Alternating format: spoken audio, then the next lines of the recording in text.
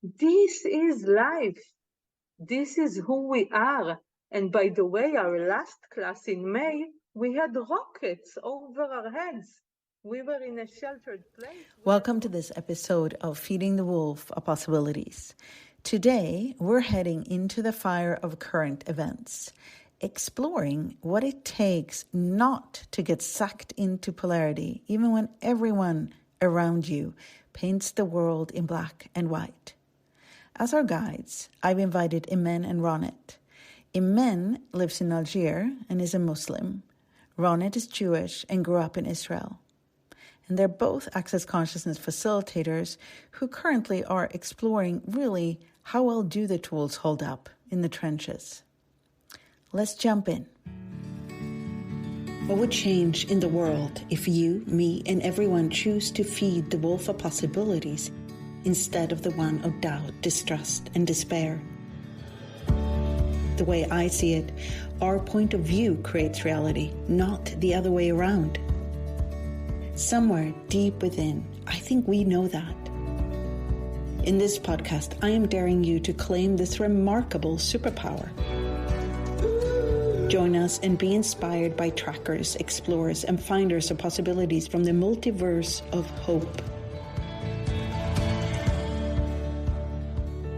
Welcome to the podcast, Feeding the Wolf of Possibilities, with your host, Katarina Valentin. So let's start with the very concept of polarity. How do we learn to judge? And when do we start dividing the world into good and bad, right and wrong, black and white? So, polarity is one of the topics that is really on for me. Like since I was a kid, for me it didn't make sense, but I had to learn it.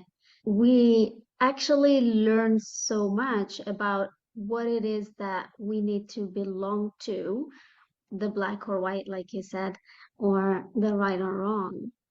And that is one of the most things that I thought was necessary to live, to even be alive. If you are not in one side or the other, do you even exist? So, Imen, you once told me that you constructed your whole identity, your whole personality, based on who you agreed with and who you disagreed with, what you decided was right or wrong. Could you talk a little bit more about that? Yeah, it it it was very interesting also to explore that because I I I honestly thought, I deeply thought that if I didn't have an opinion of this or that, or the right or wrong, if I didn't pick sides, I wouldn't have a personality. And I was told that you have to have a personality to live in this world.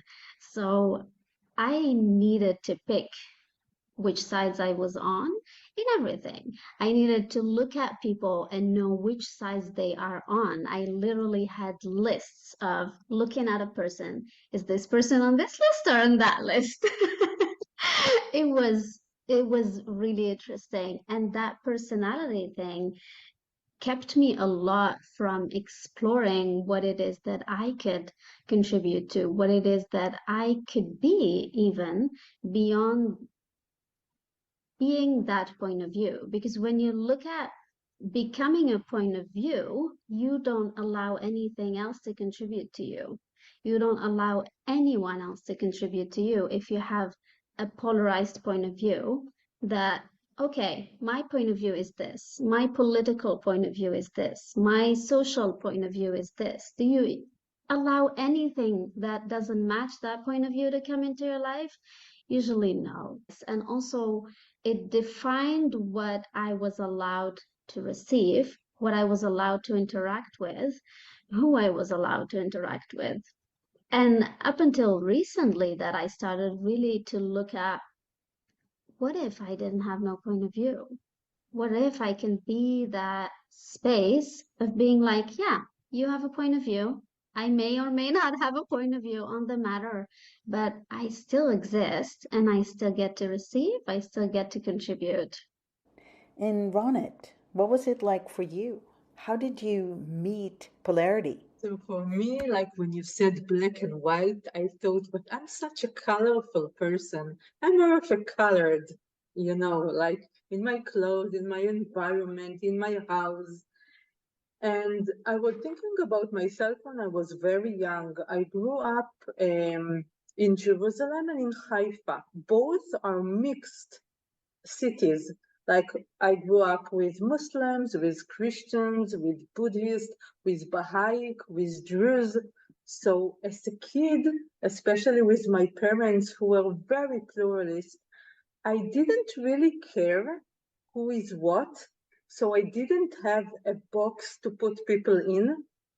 But then I kind of stepped out into the reality that is outside of my neighborhood or my city or my, community. And suddenly I saw that people are having lots of boxes. And I'm, as a kid, should be in one of these boxes. Like it's either I'm that or this, like Imene said before. And I remember myself like as a 9 years old, 10 years old, very confused and going back home to my mom and asking her, why did they say that this one is an Arab? And she was like, no, he's not an Arab. His name is Muhammad. He has a name, he has parents, he has, and then it brought me into a more confusing state because at home and in my school, we are all together. And then outside, they say something different. So it's interesting because a box can also be like a tribe or a group. And one of the most important things to so many people is belonging. And one of the greatest fears they have is to be pushed away or excommunicated, ostracized. So, how does that come into this whole creation of the polarity, creation of the boxes in your cultures? Yeah, totally. Like, I think that when we realize that this polarity or these boxes of belonging are very tribal and they're very primal and they're kind of like psychological defense mechanism. When we understand that it's from our mind, it's our mind that wants to belong. It's something that is very psychological. Then we can outcreate it. So it is a defense mechanism for many people, for many tribes, for many groups. I can see my niece who is 9 years old, and now she's here in Greece because they ran away from the war. And she would like to know, are these Israelis? Are these Greek people? Are these Muslims? Are these, she's looking for the boxes. Are they my age? Can I play with them? So in a way, her mind is looking for security. And as a conscious aunt, I'm doing my best to show her that it's not about that she can sense if she would like to play with them, that she can feel the kindness, that she can look out for the signs of consciousness, within the group of kids without defining them if they're this or that or that. Mm. It's very interesting because I've said before the personality thing, how it tied in for me to the belonging. And it's beautiful that you're asking about this because we we actually have and buy into that point of view that to exist, you need to belong. You need to have an identity. And that identity is based on what you watch around you as a child, like you said, Ronit, about your niece. And it's amazing how our brains work and how our even bodies work when we learn, depending on what is surrounded. So in Algeria, for example, we are very tribal. Let's say when you meet someone, you're supposed to ask where are they from. If they are from the same city as you, you're asking from which part of the city, from which family they are. And a lot of people bond through that. So the more you define the more you know exactly where you're from, the more you can connect to others. So it's also a way to be connected and to feel that safety, to feel that, okay, I am defined, so therefore I exist, is the way I'm seeing it. What was the biggest change when you started to come in contact with the tools of consciousness, when you started to use them? What was the biggest change of revelation when it came to this particular part? It was the receiving part, actually, that I just spoke to. Because when I had those points of views of this person is this person is this definition, this person is this religion or from that country, I couldn't interact with them. It was very frustrating for me because I learned that in order to receive from someone, to connect, to feel something, to have a relationship with them, you need to know where they're from, and you need to know if it's okay to receive from them or not. So a lot of people I learned it was not okay to interact with. It was not okay to receive from. If they're not from this religion or that, you're not supposed to make friends with them. So that was the biggest thing. And with everything going on in the world, I started really exploring that gift because I have a lot of Israeli friends, and I interact with them with no point of view of whether they are this or that. And I also have a lot of Muslim friends, and I interact with them with no point of view if they are this or that. But when everything started, those points of view started to come up. Am I supposed to take sides? Am I supposed to interact with these people? Am I allowed? Am I allowed to chat with this person? Am I allowed to receive? And I went deep into that space of me, of what is true for me, and what I know about this person. What is this person creating in the world? What space are they? And if they are matching a space of consciousness for me, or at least from my point of view, for me, that is someone that I would love to receive from, no matter what definition the world or they themselves actually define themselves to be. Totally. Yeah, I'm also thinking about what you said now, that let's say you do not take sides, then the sides are angry about you. Like, why would you not condemn the Muslims? Why would you not stand up with the Jewish people? Like, there is no way out in the real reality if we don't go beyond this reality, if we stay in the limitations. Yeah, so like, growing up, there was this question that we were asked a lot in school: what am I more, Israeli or Jewish? And I never, yes, and I never understood, why do I need to choose? Am I more Israeli? Am I more Jewish? And when you asked about the tools, what came up for me was the resist and react, align and agree.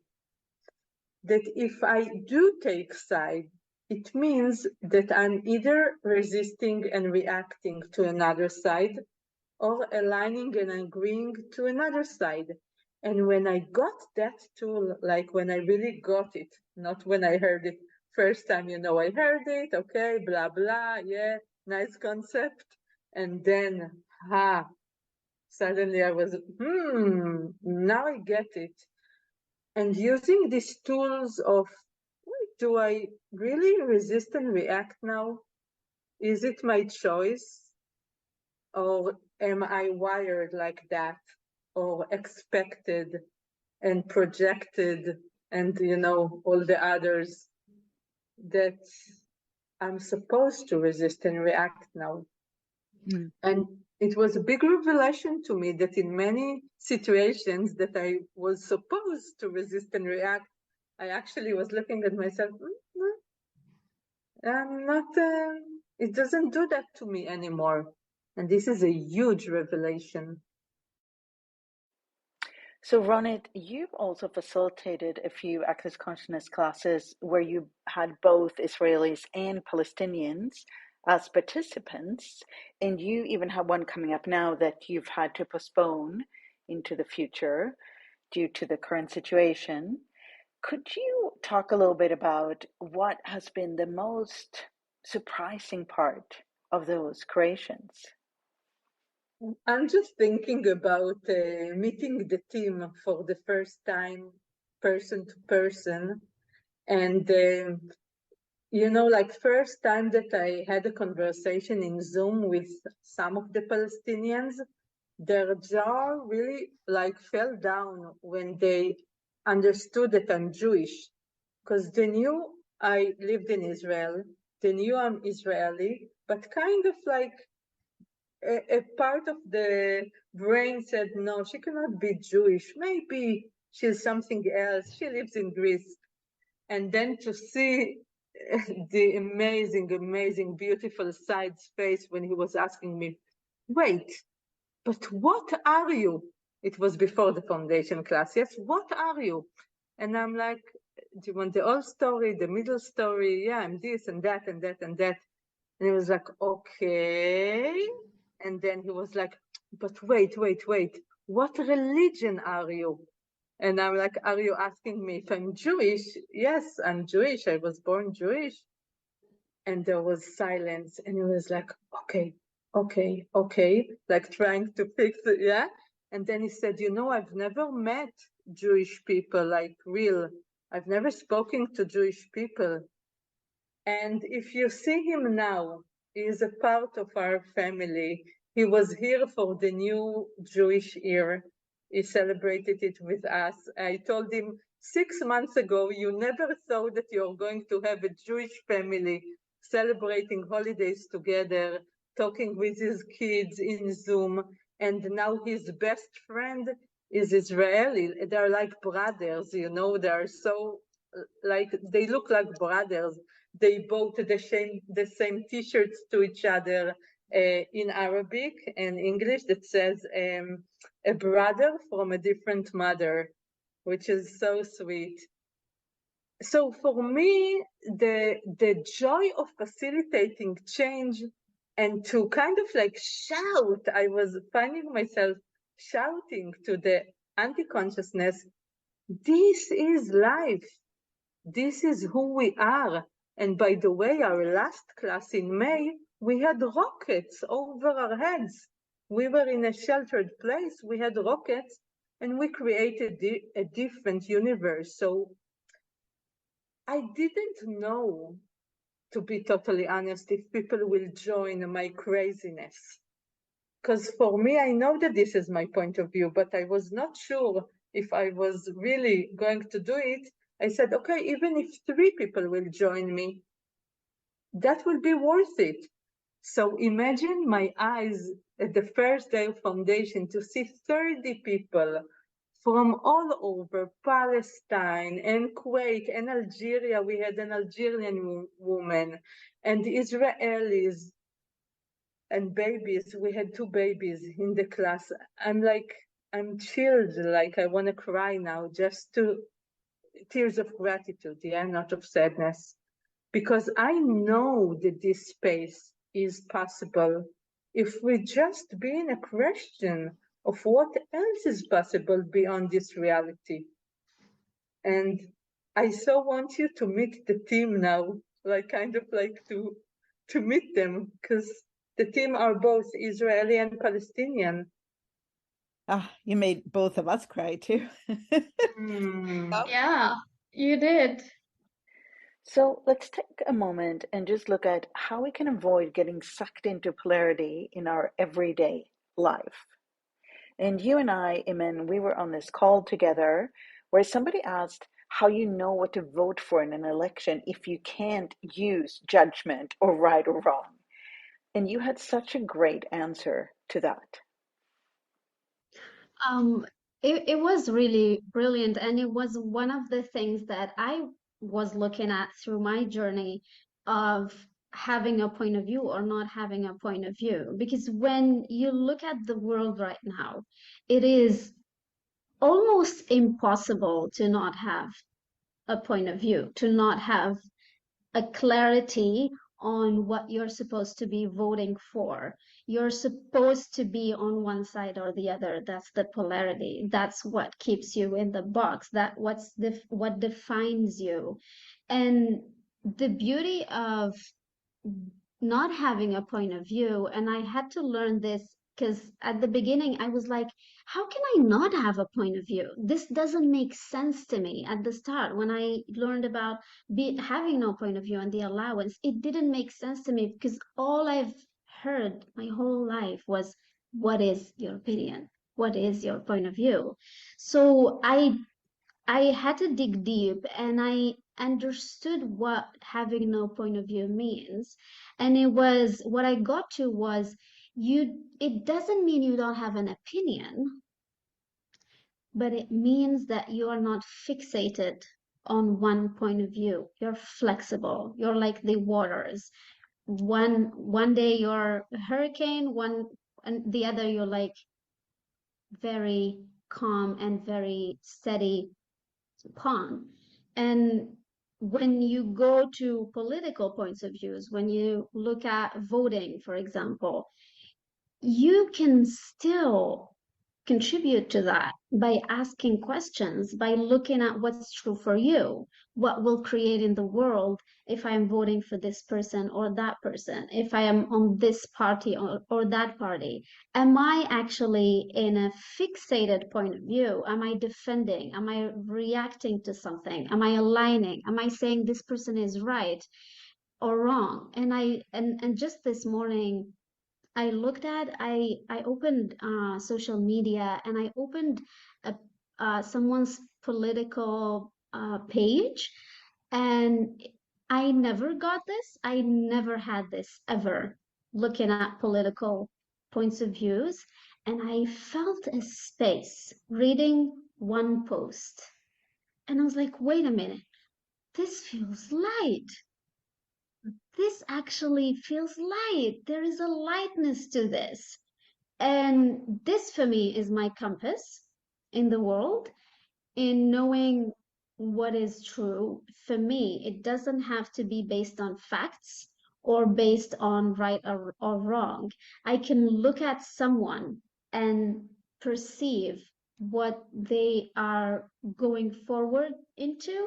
If it's the solidity, I'll perceive the solidity. If it's the space and consciousness, I do perceive that. So I learned to trust that sense or that feeling and look at and go forward into voting for that person if it's a political situation, contributing to that situation if that's what feels true for me. Like this podcast, I asked, okay, does this have a truth? When you ask me, does this have a lightness for me to contribute to this, to go with Katarina, to go with Ronit on this podcast? Is this something that will create what I am sensing is greater?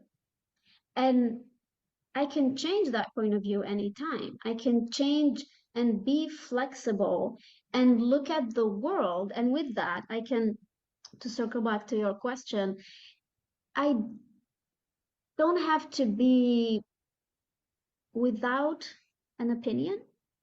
I can still choose, but not based on what I learned from others, which is you have to have something to back up your point of view, which is the right or wrong, which is the solidity of the right or wrong. But I can still have the space of what is true. So, if you could suggest one thing that people who listen to this could do to get to a different space, to get out of the box of polarity, what would that be? One of the things that I look at is nature and how it does not look at the earth. When you look at the earth, you do not see this is right or this is wrong from the earth's point of view. And the inclusion that the earth has with that allowance of having everything and everyone. And I really love when I look at this may look bad, but when there are disasters on planet Earth, the Earth always looks at the possibility. Like when there are fires in certain areas, there are flowers that only can survive after a fire.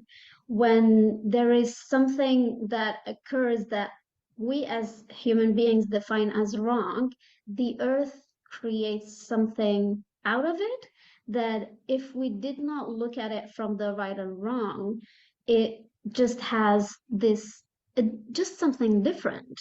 So what I am suggesting here is to look at the world and to look at everything that is going on around you and around the world as the earth would look at it. Would the earth judge this or that, or would it include everyone and be interesting point of view and be that space and reach out energetically to the earth and ask the earth to contribute. And Ronit, what would you say is your, like, if you looked at consciousness and the people around you and what you're able to suggest to them, what they can receive? So usually I'm saying, you know how we are like a sponge and we get everything.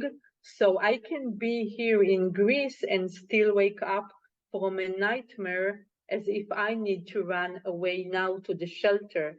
And it happened for me in the first days of the war. So when I ask who does this belong to, it means also that I do not volunteer to take other people's thoughts, feelings, emotions, points of view. I have enough of my own.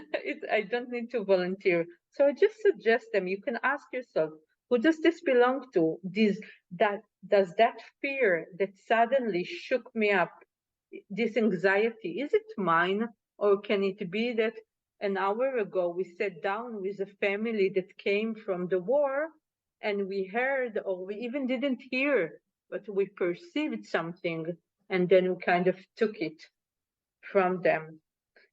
And another question that usually I love to offer to people who don't know access is just to play with the question of what can I be that will change this? What can I be? What can I become? What can I create, generate? And then it brings kind of like the energy to us. What can I choose? What possibilities can I create now? And it doesn't leave us in the victim or the, oh, I'm pathetic and small and this conflict is so big and there is nothing I can do. We can do so much. Yeah, I want to say that something. Thank you so much, Ronit, because what you be in the world with the background that you have, this is not something that a lot of people are allowing themselves to be. So I am so grateful for you for being and choosing what you're choosing, however it may look like. And this is inspiring me so much. And I hope it inspires way more people. I so agree. And thank you both for being such an inspiration and for showing what is possible to be in this world that creates a different future right now. Thank you so much for listening to my podcast, Feeding the Wolf of Possibilities. I hope you have more space in your world now. If you would like to listen to earlier episodes, share with other people, or subscribe, please go to Spotify, iTunes, or visit KatarinaValentin.com/wolf.